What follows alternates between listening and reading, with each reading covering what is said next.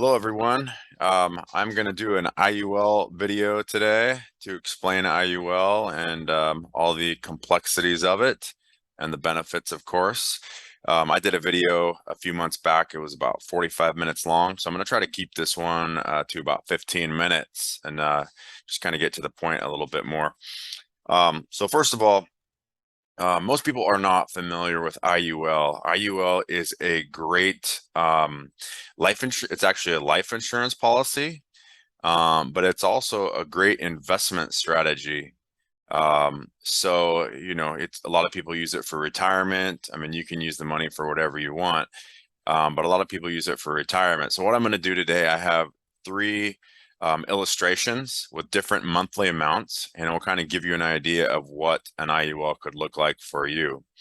So an IUL can be used as a retirement vehicle, a lot like a 401k, that everyone has at work, or a Roth IRA. It's better than those two things in a lot of ways. One of the great things about a Roth IRA is the fact that you are putting already taxed income into a Roth IRA, so it isn't taxed down the road when you go to retire and you're actually taking those monthly payments out. And that's one of the aspects that works, like an IUL does. But the drawback of it is, in a negative year like right now, if you had a Roth IRA and you were heavily invested into the NASDAQ, for instance, the NASDAQ is down 27% year to date. For easy numbers sake, let's just say that's 25%. If you had $1 million in an account at the beginning of the year, and you're down 25%, now you have $750,000 in that account. So how an IUL is different, on negative years like this year, there's actually a zero floor. So if you had $1 million in your IUL, you would still have $1 million in there right now. So that's one of the huge reasons why it's better than a Roth IRA. And then, with a regular 401k, it's obviously going to be better for those reasons. But also, 401k, you're putting your gross income from your paycheck in each week or 2 weeks or month, however you get paid. And then, when it does grow, say it to $1 million down the road to when you retire, $1 million is just a variable number. It depends on the person. But when you take those payments out, you're going to be taxed by the government on those payments. So say, if you had $1 million in an account and, say you took out $50,000 in withdrawals one year for your retirement, you're going to have to pay tax on that. You're going to have to, most people are probably in a 20 or 25% tax bracket right now.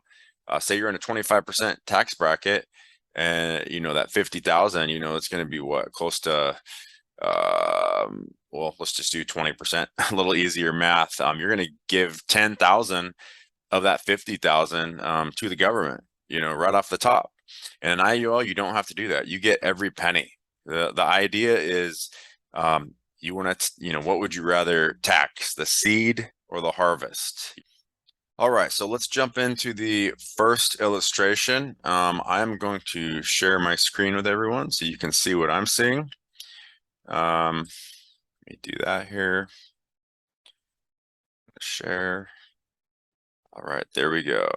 So let's look at illustration number one. All right. One of my favorite IUL companies is North American.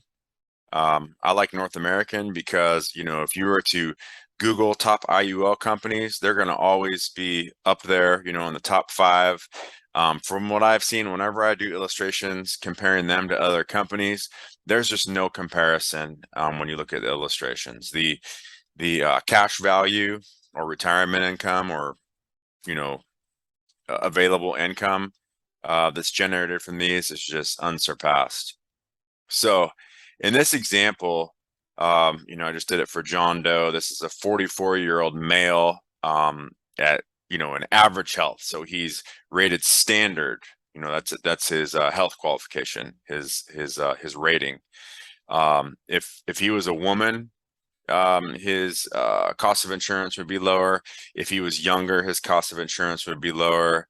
And if his health rating was preferred or preferred plus, his cost of insurance would be a little bit lower. So this is kind of like, an average guy, 44 years old. His death benefit, we're going to start at $50,000. So when you're setting these up, if cash value or retirement income is your main goal, you really want to max these out, meaning you want to pay the highest premium possible to get the most cash value. So what you do is you put the death benefit as low as possible. So most of your money is going towards the cash value side. You kind of have two buckets of money, so to speak, in these kinds of insurance policies. Okay. So obviously, it's going to offer death benefit for protection if you die.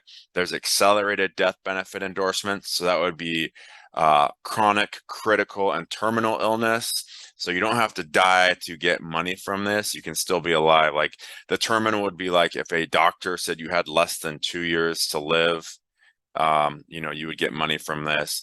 If you had some chronic issues, like you couldn't bathe yourself, feed yourself, get dressed, there's like 6 total things this would pay out. This would pay you a monthly amount. There's also the critical illness side of this. So if you had a stroke or a heart attack or diagnosed with cancer, or there's a whole bunch of things, a whole list of things, this money would pay out while you're still alive. And then of course the cash value accumulation and the distributions later on, that's what I'm going to talk about and emphasize here. So if we go down the page a little bit, a lot of the stuff I'm just going to go past for now. The other reason why I like North American is I think they have the best indexes, the best investment options, so to speak. So I always try to be a fiduciary with these. I always try to have my clients' best interest at heart. I always do the right thing. It's the only way to go with these. So you definitely want to make sure you trust your agent. You have a decent relationship with them, so they do the right thing for you, because these can make agents, if you don't know them and they're not a fiduciary, they can do the wrong thing and set it up to where it's not to your best advantage.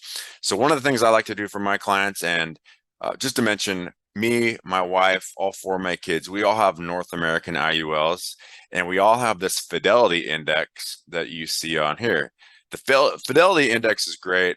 One of the things I really like about it is it's uncapped. So with a lot of companies, their indexes are capped. So say your index went up 18% one year, but the cap rate is 12%. Your account's only going to get credited the 12% because it's capped at 12%, even though it gained 18% this year. So this one is uncapped. So let's say in that same example, well, just for easy numbers sake, let's say the Fidelity Index, it had a gain of 10% one year. It also has a participation rate of 115%. So if you got a 10% gain in that Fidelity Index for the year, you're actually going to get credited an extra 15% on top of the 100, for a total of 11.5%. So, it's actually doing better than the market is doing. And of course, with IUL, you can never have a negative year. They have a zero floor. 6.4% was the average for this. Okay. So what's really good is when you look at these illustrations, they're only illustrated at about, well, it just said it right there, 5.72%. So if we go down there, we're showing you what's going to happen with your IUL with a gain of 5.72%. And I believe we just looked at the Fidelity, 20-year average was at 6.4%. So this is actually a pretty conservative estimate. You're looking at what, about 3/4 of a percentage points of gains that are not on, that are not illustrated on there. This is just kind of a guess as to what could happen. So really, if the same thing happened going forward that happened in the last 20 years with this Fidelity Index, your numbers would actually look better than this. Okay. So with this policy, like I said, your death benefit's going to start at 50,000. After year 1, it would jump up to 53,600. In this example, this person is paying $300 a month, right? Okay, so per year, that's going to be 300 times 12, $3,600 per year.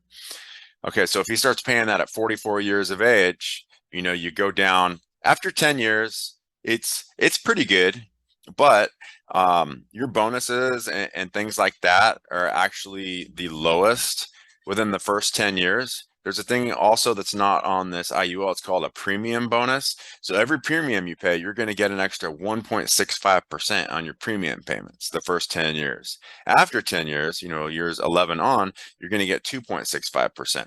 So if you look at this, it's getting good gains the first 10 years, but years 11 on, that's where it really starts to explode. So after 10 years, you put $36,000 into it. You could surrender it and get more than all your money back. You'd get $37,430 back. Plus, you would have been, if you died at that time, it'd pay out a death benefit of $86,000. So you've been protected for 10 years and you're getting more than what you put into it. So let's jump ahead. After 20 years, it starts to exponentially grow. So you'll see like after 10 years, after 20 years, you look over here. Now you have $118,000 as as your account value. Your death benefit's grown to 147,000. So let's look ahead to actually when you would start taking out distributions. So if you started taking out distributions, retirement income at age 65, you can take out $19,000 per year. So if we, and most people like to get paid monthly on this, when you're retired.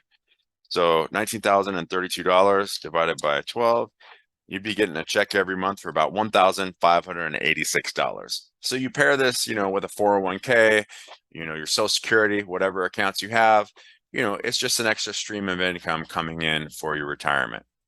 Pretty nice to get that $1,586 check every month. Okay. So let's say a bunch of years pass.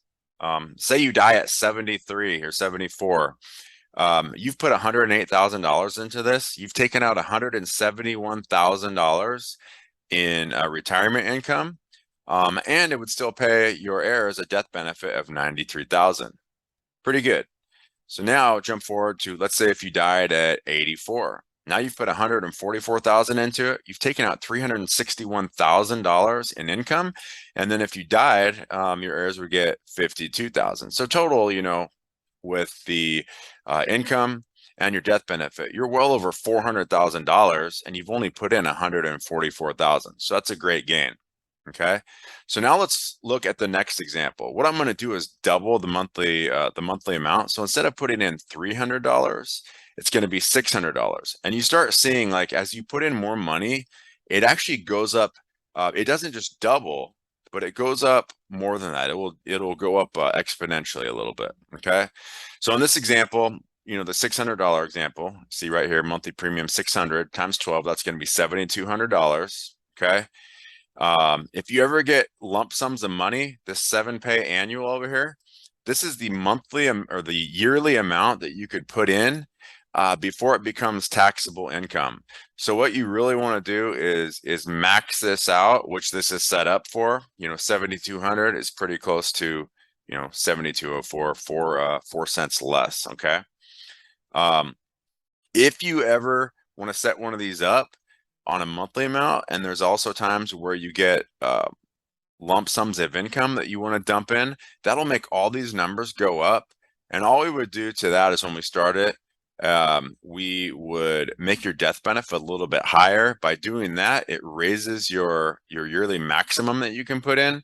So say we raise this, say you were doing this $600 a month, but you had times in your job, you had a sales job or whatever, and you wanted to dump sums of money in there every once in a while. You could bump this up to say 10,000 or 15,000 or whatever you think you might want to do just by raising the death benefit. Okay. So let's look forward on this. We'll just jump forward to say like at age 74, you've been taking out income for 10 years. What's 38,940 divided by 12. You're looking at $3,245 a month that you're getting, for your retirement income. Once you take 10 years of that income, you put in $216,000 into there, and you've taken out about 350,000. And if you died, you'd still get, close to $200,000. So now you're like, you're up around $550,000 that you're gaining from this investment, this policy, and you've only put in 216,000. Jump it up to age 84, you've put in 288,000 by then. Your income that you've taken out at that time, the 3,245 a month, from 65 all the way till age 84, you've taken out about $740,000 in income. And then it's going to pay a death benefit on top of that of 107,000, so now you're at about, say close to $850,000 that you're benefiting. And you've only put in 288,000. And again, these are conservative estimates because this does not include the premium bonus that I talked about. So after year 11, anything you pay into this, all your premiums, you're going to get an extra 2.65% on top of that. And then instead of this, this is illustrated at 5 point something percent when the historical average over the last 20 years has been over 6%. I believe it was 6.4%. So these numbers are most likely going to look better. You can't guarantee anything as far as like your return, but most likely it is going to look a lot better than this. So the best example, if you took this 600 and you doubled that premium to 1,200, let's look at that. So now you are putting in 14,400 annually, 1,200 a month. Okay. So let's jump down here. So again, the payments start at age 65. It's a total of 82,512 per year. You're going to divide that by 12. You'd get a monthly check of $6,876 per month. Okay. You do that for 10 years and then you died, say at age 74, you've put in 432,000 into this, but you've taken out $700 and almost $43,000 in income. And if you died, it would pay your beneficiaries almost $400,000. Okay. So now you're at like $1.15 million in gains, the 742 plus the 399, 795, and you've only put in 432,000. Fast forward that to say like age 84, you've put in 576,000. You've taken out over $1.5 million in income, and it would still pay out $200,000 to your death benefit. Okay. And one of the reasons why IULs are so good, if you look at these numbers right here, your account value is right here. You see account value. You look at this column, your account value will never go down. And this is one of the key points of IUL.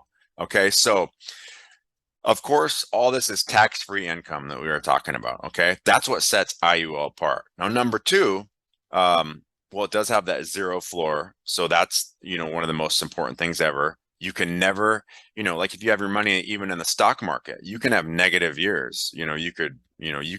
Everybody's losing this year right now. The NASDAQ's down 27%. I think the Dow is down 13.3% as a couple days ago, and the S&P 500 is down 17.7%. Nobody's making money this year. But this, you wouldn't lose a penny of it. If your account value was at 808,000 at the beginning of this year, at the beginning, January 1st, 2023, your account value is still going to be 808,000. Okay. The other great thing about this, as you will see in this, even though you were taking out $82,512 out of this account per year, this account value continues to grow. And this, I cannot stress this enough. The reason for this is when you take these distributions out, they are looked at as loans. Okay. So you're not actually taking the money out of your account value. What happens is when you take this $82,000 out, they're going to charge you a loan rate of say 4%, right? But it's what we call positive arbitrage. So every year, you're basically guaranteed to come out ahead of the 4% that they're charging on the loan. So say your account value or your index performs at 12%. Not only are you getting 12% on the whole account value, but then that loan that you took out, the 82,000 for that year, it's getting charged that 4%, but you're still basically getting a gain. You're getting 12% minus 4 is an 8% positive arbitrage on that 82,000 that you took out, but then you're getting 12% on the whole the rest of it that's left over, the rest of the balance. Okay.